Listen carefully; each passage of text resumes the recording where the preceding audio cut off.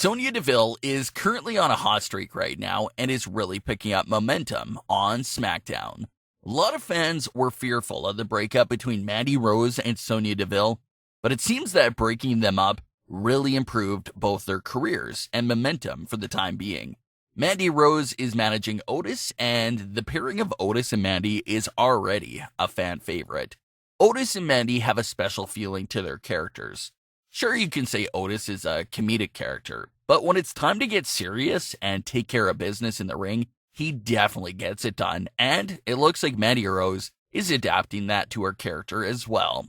Like we saw with their date at the pool, these two are absolutely perfect for entertaining and comedic segments, but they get serious when they have to be. The other character that has really benefited from the split is, of course, Sonya Deville.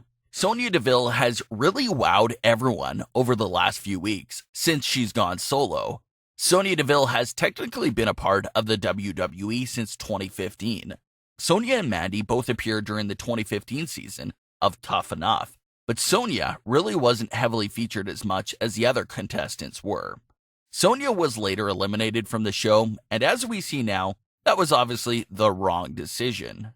But that's not really a surprise because that's how it always is with these WWE's competition shows. Most of the winners of these competition shows flop and disappear from the company almost immediately. Just take a look at 2015 Tough Enough winners as a perfect example of that. Those winners were gone within months of winning Tough Enough. So after that happened, WWE turned to some of the losers of the show and signed them instead.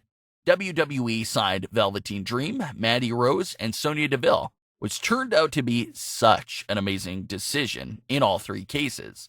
But for Sonya, she still wasn't getting enough time and attention even on NXT and Raw. Sonya would get a few lines here and there, but Mandy was most definitely featured more than Sonya. It just always felt like Mandy Rose was the leader and main mouthpiece for Fire and Desire. Like Sonya even said during one of her recent promos, they always walked out to Mandy's music, and that's why no one ever heard Sonya's music before the breakup.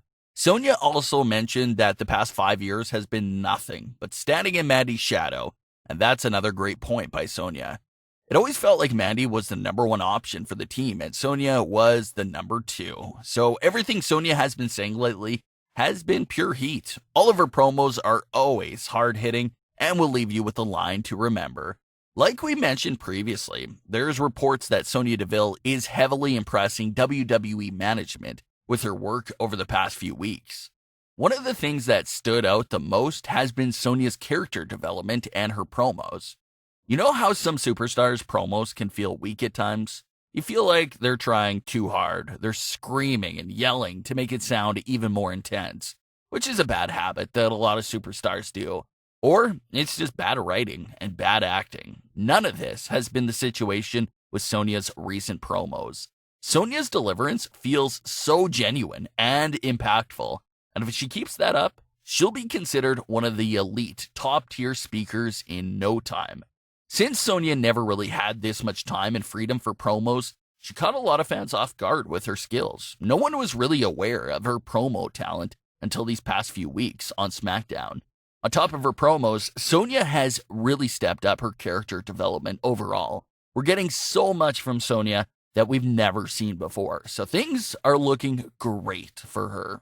This is a great time to remind you to subscribe to the channel if you haven't already. A large amount of our viewers are not even subscribed to the channel.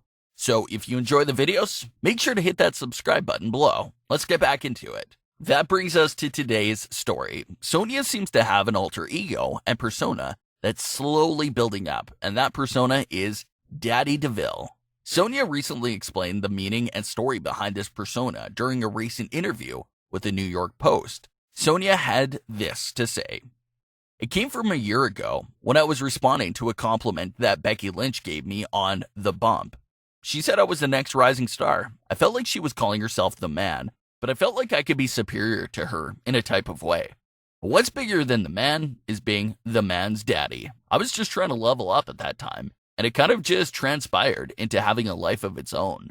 I think in the day and age of the women's evolution in WWE and redefining what being a female in sports entertainment means, I think it's kind of cool to take gender roles out of it. Showing people that daddy can mean anything it's not attached to a certain gender, but it obviously comes with a dominant title because when we think of dad, we think of this dominant, large and in charge person in our lives.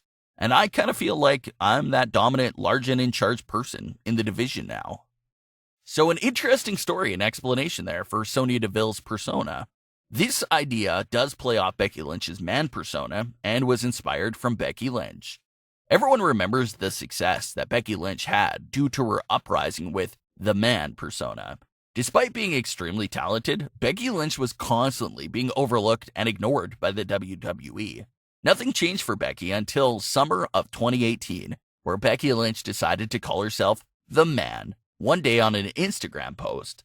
Little did Becky know that calling herself the Man randomly on Instagram would change the direction of her career forever. The Man started picking up pace in social media. As always, social media can really be a superstar's #1 tool to get something rolling for themselves. That's exactly what Becky did. It wasn't WWE's idea. It was Becky Lynch's idea that WWE then capitalized on and truly turned Becky into an iconic figure in WWE.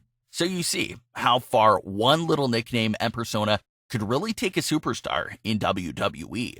Becky Lynch is living proof that a little social media nickname can quickly turn into a driving force for your on-screen character. It'll be interesting to see if history will repeat itself here for Sonya's Daddy DeVille nickname. The nickname is pretty much all over social media. I saw the nickname a handful of times, and that's when I decided to look into it. The backstory and explanation behind it is amazing. It's a name that shows Sonya's dominance over the locker room, so I'm definitely a fan of the name. Sonya was just thinking of a title that's bigger and better than the Man. That's when she came up with Daddy DeVille. Sonya also explained there that she finds the name as a dominant and fitting title because she's the one that's dominant and in charge of the division now, basically being the daddy to the entire SmackDown women's locker room.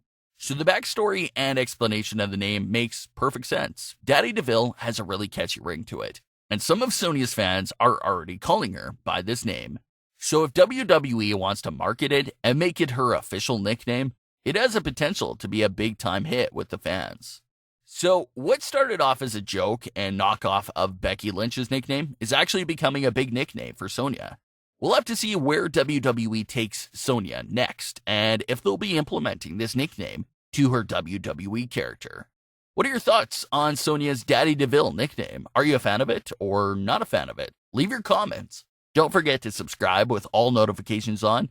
Leave a like if you enjoyed. Thanks for watching, guys.